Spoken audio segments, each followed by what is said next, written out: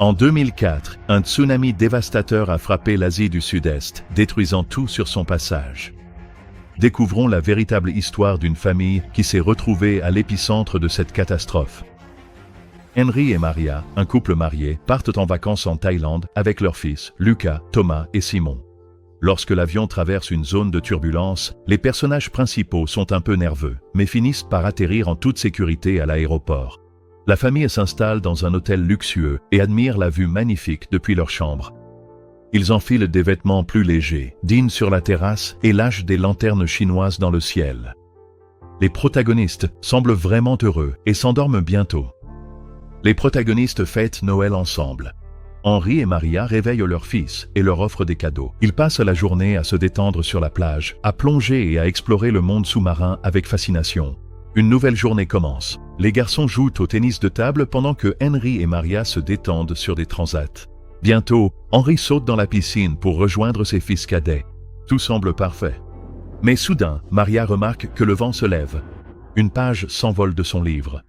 La femme s'avance pour la récupérer et sent le sol trembler sous ses pieds. Les personnes près de la piscine commencent à le remarquer aussi. Des oiseaux tournoient nerveusement dans le ciel. Henry attrape fermement Thomas et Simon par la main. Quelques instants plus tard, une vague gigantesque s'abat sur la plage, balayant tout sur son passage. Henry saisit les plus jeunes garçons, et à cet instant précis, ils sont emportés par la vague. Lucas parvient à sauter dans la piscine, tandis que Maria reste figée d'horreur. On voit que la femme a survécu. Elle parvient à refaire surface et à s'agripper au tronc épais d'un arbre. Son corps est couvert de coupures et d'échymoses. L'île autrefois idyllique s'est transformée en un vaste marécage trouble. Maria aperçoit Lucas dans l'eau et se jette vers lui. Le courant est violent et la femme se blesse encore davantage sur des branches pointues et des débris qui flottent tout autour. Lucas s'accroche à un morceau d'épave, mais le lâche bientôt et nage vers sa mère. Les eaux déchaînées rendent presque impossible qu'ils puissent se rejoindre. La crue continue de monter, détruisant tout sur son passage. Lucas s'agrippe à une autre structure et appelle sa mère. Quelques instants plus tard, Maria apparaît à ses côtés. Ils s'enlacent enfin. Malgré ses blessures graves, Maria sait qu'elle doit survivre pour sauver son fils. Lucas remarque les blessures sur le corps de sa mère et réalise à quel point elle est gravement blessée. Il tremble de peur. Ils se frayent un chemin à travers des buissons enchevêtrés et aperçoivent un grand arbre au loin. Maria essaie de bander ses blessures avec des morceaux de vêtements lorsqu'elle entend au loin les pleurs d'un bébé. Elle veut aider l'enfant de quelqu'un d'autre. Lucas la supplie de ne pas y aller, lui rappelant qu'eux-mêmes ont besoin d'aide et qu'une autre vague pourrait frapper à tout moment. Mais Maria n'écoute pas. Elle trouve le petit garçon et le sauve. Il s'appelle Daniel. Maria et Lucas l'emmènent avec eux. L'arbre est maintenant proche, mais Maria est trop faible et trop blessée pour grimper. Lucas rassemble toutes ses forces pour l'aider à monter. Ils atteignent enfin la sécurité dans les branches, mais Maria a désespérément besoin de soins médicaux. Sans traitement, elle ne survivra pas longtemps. Lucas trouve une canette de soda et l'offre à sa mère. Elle en prend une gorgée, puis la partage avec le petit Daniel. Dans un geste silencieux de gratitude, le garçon caresse ses cheveux et ses mains. Le monde autour d'eux ressemble à l'après-apocalypse. D'une certaine manière, c'est le cas. Les personnages sont allongés dans les branches de l'arbre, essayant de se reposer. Lucas voit que l'état de sa mère s'aggrave. Le garçon aperçoit un groupe d'hommes du coin à proximité et les supplie de l'aider. Les hommes descendent prudemment Maria de l'arbre et la portent jusqu'à leur abri. La femme hurle de douleur, et elle manque de perdre connaissance, mais elle continue de se battre pour sa vie. Maria est amenée dans un camp tenu par des villageois. Ils soignent ses blessures et l'aident à mettre des vêtements propres, utilisant une vieille porte comme civière. Les hommes installent Maria dans un pick-up et la conduisent d'urgence au centre médical le plus proche. Lucas reste à ses côtés. Daniel, cependant, disparaît sans laisser de traces. En chemin, ils croisent d'innombrables blessés. Tragiquement, ils ne peuvent pas tous être sauvés. Enfin, ils arrivent à un hôpital local. Il est surpeuplé. Les informations sont remplies d'images de la destruction causée par le tsunami meurtrier. Lucas erre dans les couloirs, cherchant désespérément sa famille, mais il n'y a aucune trace de son père ni de ses jeunes frères. Maria a de la fièvre. Elle est une ancienne infirmière, alors elle demande à Lucas de lui trouver des antibiotiques. Malheureusement, toutes les bouteilles et boîtes n'ont des étiquettes qu'en taille. Un médecin arrive et lui fait une sorte d'injection. Il découpe ses vêtements et voit qu'il y a trop de blessures. Maria demande à Lucas de quelle couleur est sa jambe. Elle est rouge, pas noire, ce qui est bon signe. Son fils l'encourage à manger car elle a besoin de force. La femme essaie de communiquer avec ses voisins dans la salle, mais la plupart des gens sont sous le choc. L'une des femmes commence à avoir la nausée. Il en va de même pour Maria. Le problème, c'est qu'une touffe d'algues s'est retrouvée dans son estomac. L'état de Maria s'aggrave de minute en minute. Elle demande à Lucas d'aider les gens de toutes les manières possibles. Le garçon dresse une liste des personnes disparues et aide les autres à retrouver leurs proches. Dans l'une des salles, il trouve un garçon venu de Suède dont le père est à sa recherche. Grâce à Lucas, ils parviennent à se retrouver. C'est un bonheur immense. Lucas retourne dans la salle de Maria et voit que son lit est vide. Le garçon crie et appelle sa mère. Une infirmière l'emmène auprès des autres enfants et colle une étiquette avec son nom sur sa chemise. Tous les enfants sous la tente portent des étiquettes similaires. Cela signifie qu'ils n'ont plus de proches vivants. Mais dans le cas de Lucas, ce n'est pas vrai.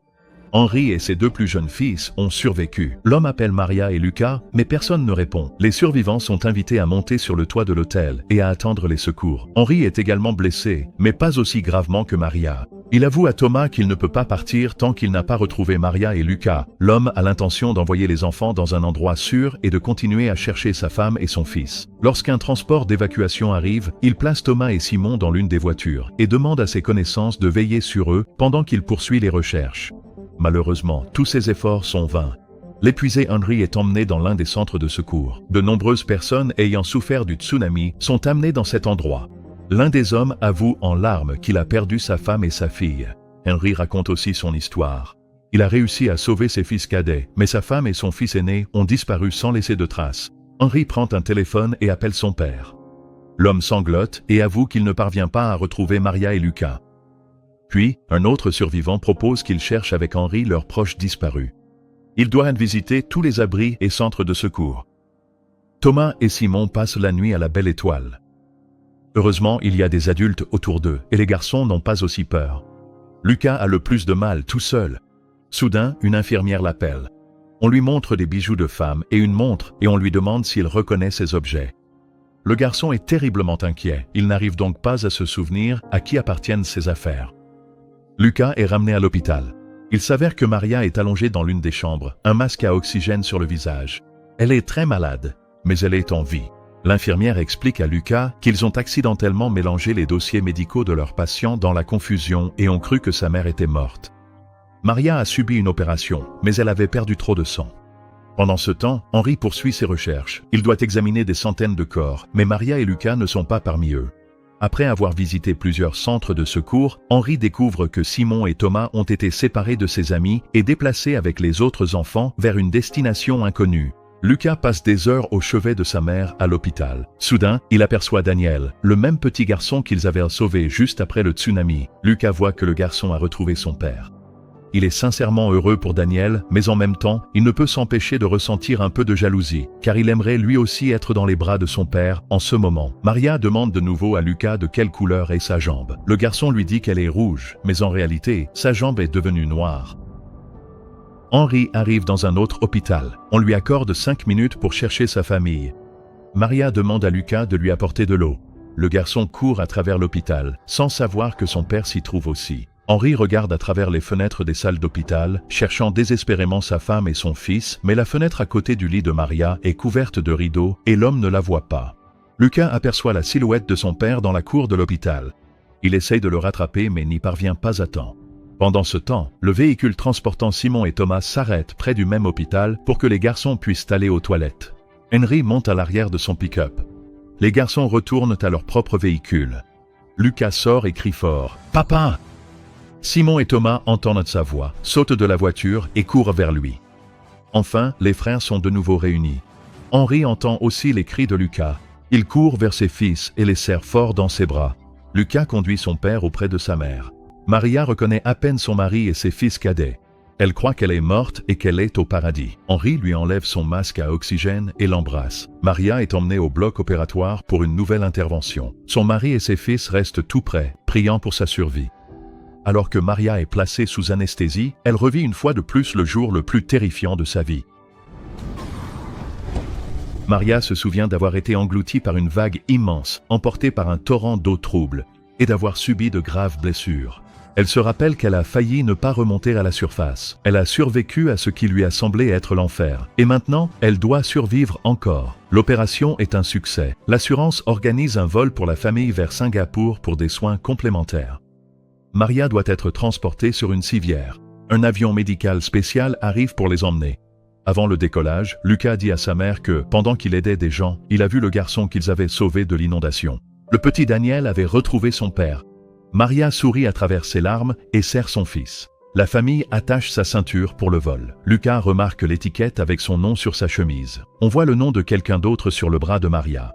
C'est pour cela que le personnel de l'hôpital a dit à Lucas que sa mère était morte. L'avion décolle. Le protagoniste a survécu. Nous apprenons qu'en 2004, le tsunami a coûté la vie à plus de 200 000 personnes.